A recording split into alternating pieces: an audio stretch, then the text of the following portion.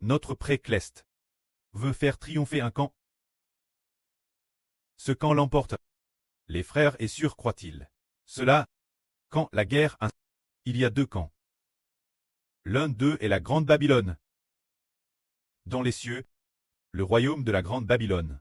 Et son peuple est aussi parmi toutes les nations et tous les peuples de la terre. Quand l'autre camp, c'est le royaume spirituel d'Israël. Ceux qui sont dans les cieux sont le Seigneur Jésus-Christ et les anges fidèles. Ceux sur la terre sont le frère Héber et les frères Essur. Il y a donc deux camps. L'un appartient à Satan. Pour le camp de Satan, Satan en est le commandant. Pour notre camp, le Seigneur Jésus-Christ en est le commandant. Quant au frère Héber, il est le commandant sur la terre. Alors le pré se tient au milieu. Quel que soit le camp que le pré veut faire triompher. Ce camp l'emporte. Un jour, l'esprit du pré, un jour de l'année dernière, l'esprit du pré a dit au frère Héber. C'est l'homme qui lutte, qui s'efforce de toutes ses forces. C'est l'homme qui lutte, mais la victoire appartient à El Jova. C'est dire que les deux camps luttent terrestre fort. Mais alors, quel camp l'emporte? C'est El Jova qui décide. Le pré-Cleste décide, quel que soit le camp qu'il fait triompher. Ce camp l'emporte. C'est vraiment merveilleux. Quel camp le pré-Cleste veut il faire triompher? Le camp que le pré-Cleste affectionne de. Ce camp l'emporte. Alors, le pré-Cleste est assis au milieu du grand trône blanc glorieux. Il y a donc deux camps. Deux camps opposés. L'un est la femme, et la descendance de la femme. L'autre est la grande Babylone et les anges de Chus, ainsi que la descendance de Satan. Alors de ces deux camps, lequel l'emportera? Le pré enseigne au frère Héber. Ce doit être l'esprit du Seigneur, ou l'esprit du pré, qui est en frère Héber. Un jour, une voix est venue de l'intérieur disant, deux nations se font la guerre. La fin, la nation qui de toute sa vie aime Dieu, remporte la victoire. Eh bien, Esser, la nation du frère Héber, l'emportera certainement. Pourquoi? Parce qu'aimer Dieu de toute sa vie permet de remporter la victoire. C'est vraiment merveilleux. Bien que nous travaillions sur terre, mais l'efficacité de notre travail ne dépend pas du tout de la terre, mais entièrement du ciel. Le Dieu des cieux décide. Quel camp l'emporte? Et ce camp l'emporte. Alors, donnons un autre bel exemple. Au frère Essur, cet exemple, le frère Héber la mentionne plusieurs reprises. Il s'agit d'un roi. Nomme Joas. Il était le roi d'Israël. Cette époque, le royaume d'Israël faisait la guerre la Syrie. La Syrie était l'Est. C'était l'époque du prophète Lise. Ce moment-là, Lise était fort vieux et sur le point de mourir. Alors le roi, Joas, roi d'Israël, vint rendre visite au prophète Lise. Ce moment, le prophète Lise dit au roi, ouvre la fenêtre vers l'est et tire. Alors, le roi devant Lise ouvrit la fenêtre vers l'est. Puis, il prit une flèche et tira. Il tira encore et encore. Après avoir tiré quelques flèches cela symbolisait que tu irais combattre les Syriens. C'est ce que cela signifiait. Ouvrir la fenêtre vers l'est. Qu'est-ce que cela veut dire vers l'est, et non pas vers l'ouest, le sud ou le nord? C'est vers l'est, parce que l'arme de Syrie était l'est, l'ennemi du royaume d'Israël, l'adversaire d'Israël, qui attaquait sans cesse les Israélites. Cette arme syrienne était l'est. C'est pourquoi tu devais tirer vers l'est. Tirer des flèches signifiait partir en guerre. Cela représentait, disant ce roi, tu iras combattre et vaincre les Syriens. Le prophète encourageait ainsi le roi. Alors, ce moment-là, le prophète vit que le roi semblait avoir un peu de foi. Ce moment, le prophète Lise posa ses mains sur les mains du roi d'Israël et dit au roi d'Israël, prends les flèches et frappe contre terre. C'est la flèche de victoire de Jova. Tu battras les Syriens avec juste leur destruction. Tu détruiras complètement la Syrie. Frappe contre terre. Alors, le roi ayant entendu que c'était la flèche de victoire de Jova. Alors, le roi frappa la terre une fois, puis une deuxième fois. Puis une troisième fois, après avoir frappé 3 fois, le roi s'arrêta. Ce moment tel, l'homme de Dieu s'irrita contre lui, et dit, il fallait frapper 5 ou 6 fois. Alors tu aurais complètement vaincu les Syriens. Maintenant tu ne les battras que 3 fois. Après l'avoir battu 3 fois, il finira par te détruire. C'était pour dire ce roi qu'il fallait frapper 5 ou 6 fois pour obtenir la victoire.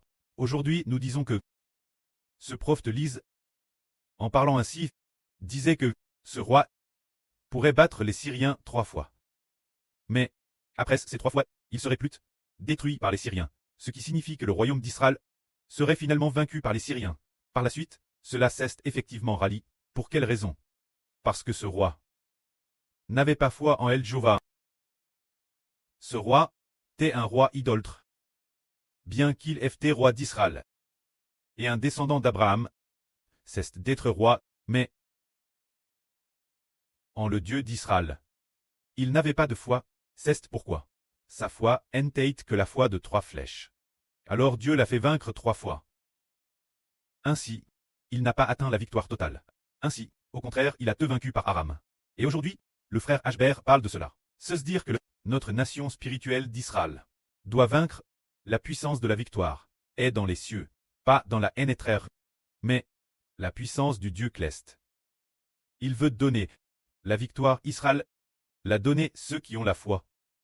Tant que nous avons la foi, si nous ne tirons pas 3 flèches, mais 30 flèches, alors le précleste dira d'accord.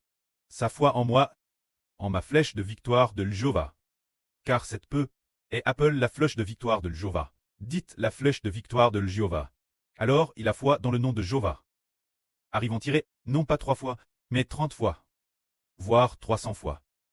Alors, l'ennemi sera complètement détruit. Cette force ne nous appartient pas.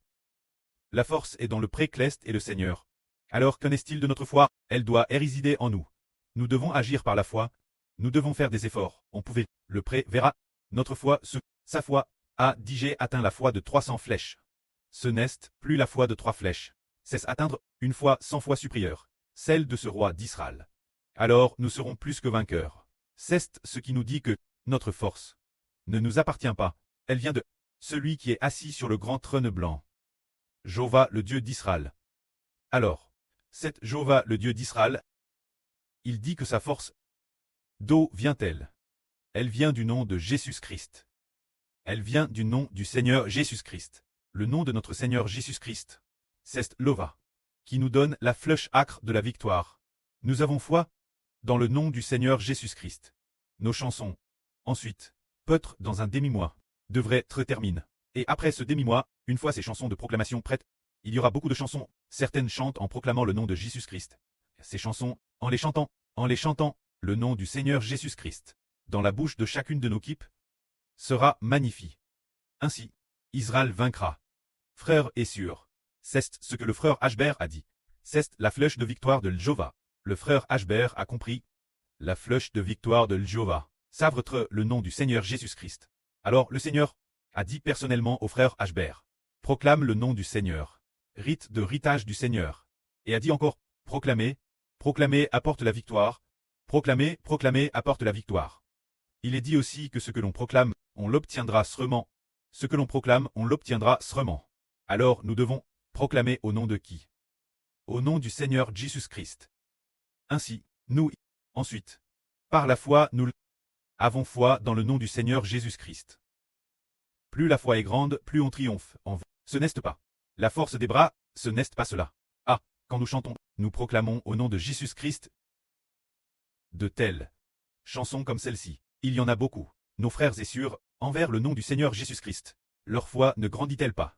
Si un jour, dans une session, s'il y a 80 chansons l'avenir, parmi ces 80 chansons, si parmi ces 80 chansons, s'il y a 40 chansons, qui sont des chants de proclamation, la moitié des chansons sont des chants de proclamation, bien. Alors comment ne pas vaincre en frères et sœurs? Nous sommes plus que vainqueurs. Nous sommes plus que vainqueurs. Ainsi, nous disons que notre victoire réside dans la foi. Croire au nom du Seigneur Jésus-Christ. Alors nous comprenons, par exemple, notre prédication de l'Évangile, la prédication de l'Évangile, comment peut-elle se propager? C'est Dieu dans les cieux, qui nous permet de la propager. Si nous la propageons, mais que le précleste ne nous le permet pas, alors peu importe nos efforts, ce sera en vain. Si le précleste n'est pas d'accord, nos efforts sont vains. Alors comment agit-il? Il prend plaisir nos prières, prend plaisir nos louanges, et prend plaisir en nous, notre foi, au nom du Seigneur Jésus-Christ. Alors le précleste dit, très bien, ils ont digé, envers le nom de mon Fils, de la foi. Leur prière, j'y ai vu de la foi. Leur louange, j'y ai DJ pris plaisir. Bien, je déclare officiellement que le frère Ashbreu de l'Israël spirituel et ses enfants spirituels triomphent de Hultang, de feu et de soufre de Satan. De cette façon, nous avons la victoire, c'est pourquoi. En quoi réside notre victoire? Elle réside dans celui qui est assis sur le trône de gloire. Le précleste Jova, il est assis juste au centre. Le camp qu'il veut faire triompher, c'est ce camp qui triomphe. Alors le camp du diable Satan, va-t-il triompher? Il ne triomphera pas. Car ce qu'ils font ne plaît pas Dieu. Car il y a deux camps. L'un est le camp du diable. L'autre est le camp du Seigneur Jésus-Christ. Le camp du diable se rebelle contre Dieu. Il veut Madame s'emparer de la fonction de Dieu. Et Madame veut remplacer Dieu, disant, je suis Dieu. Je suis plus grand que Jova. Il est ainsi, mais de ce ci dit, je suis le Fils de Dieu. Je suis obéissant Dieu jusqu'à la mort. J'obéis Dieu sur la croix. Ainsi, je veux faire de certains enfants, comme par mon obéissance, certains deviennent mes enfants. Il y a alors une multitude de personnes qui imitent aussi l'obéissance du Seigneur. Le précleste dit, la rébellion d'une CT donne CT l'obéissance. La défaite de la rébellion, la victoire de cette obéissance. Alors nous avons la victoire. Et quand nous, non seulement nous obéissons au précleste, mais nous avons aussi en son Fils, la foi au nom du Seigneur Jésus. Nous offrons également la plus belle prière de reconnaissance au précleste. Et jour et nuit, nous louons le précleste et le Seigneur. Parmi les chants de louange au précleste et au Seigneur, une grande partie proclame le nom du Seigneur Jésus-Christ. Pour louer le précleste, proclamant le nom du Seigneur Jésus-Christ, pour apporter la bénédiction. Alors, nous sommes plus que vainqueurs. C'est cela qui nous fait comprendre qu'en réalité la victoire ne dépend pas de nos efforts, ne dépend pas de notre propre combat pour vaincre, car, au début de cette année, vers le mois de février il me semble, une voix a dit Ashbert, venant de l'Esprit, disant, le prêt et le Seigneur Jésus-Christ ont combattu pour nous. Nous devons rapidement louer le précleste et le Seigneur. Elle a dit, ah oui, il me semble qu'elle disait, Dieu et le Seigneur Jésus ont combattu pour nous. Nous devons rapidement louer le précleste et le Seigneur. Alors, pourquoi notre précleste et le Seigneur, pourquoi veulent-ils combattre pour nous? Eh bien, parce que nous les louons. Parce que nous louons le prêt et le Seigneur. Alors, pourquoi ne veulent-ils pas combattre pour Satan? Satan est l'ennemi de Dieu. Et la fin, Dieu combat en personne pour nous. Comment ne pas vaincre? Notre Seigneur Jésus-Christ a combattu pour nous. Le précleste a demandé au Seigneur de combattre pour nous. Et puis, par la suite, le précleste lui-même a combattu en personne. Celui qui siège sur le grand trône blanc, le Dieu bon, combat lui-même pour nous. Alors nous sommes plus que vainqueurs.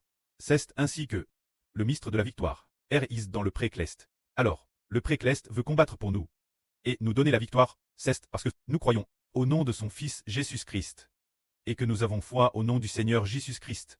Nous devons au nom du Seigneur Jésus-Christ louer El Jova, afin que le pré-Jova, par le nom du Seigneur Jésus-Christ, soit glorifié. Ainsi, non seulement notre Seigneur veut combattre pour nous, mais Madame le précleste El Jova se tient également de notre CT. Alors nous sommes plus que vainqueurs. Autrement, frère Heber et les frères Essur, un temps que quelques dizaines de frères Essur, comment pourrions-nous remporter la victoire si l'on compte selon les hommes, selon le nombre de personnes, nous ne serions pas vainqueurs. Mais, selon le cœur qui aime le précleste, le cœur qui aime le Seigneur, et sous l'angle de la louange au précleste, de chanter les louanges du précleste. Si l'on regarde cela, et aussi sous l'angle de la prière, si l'on regarde cela, nous sommes plus que vainqueurs. Alors nous avons la victoire. Que la gloire soit rendue au prêt et au Seigneur. Amen.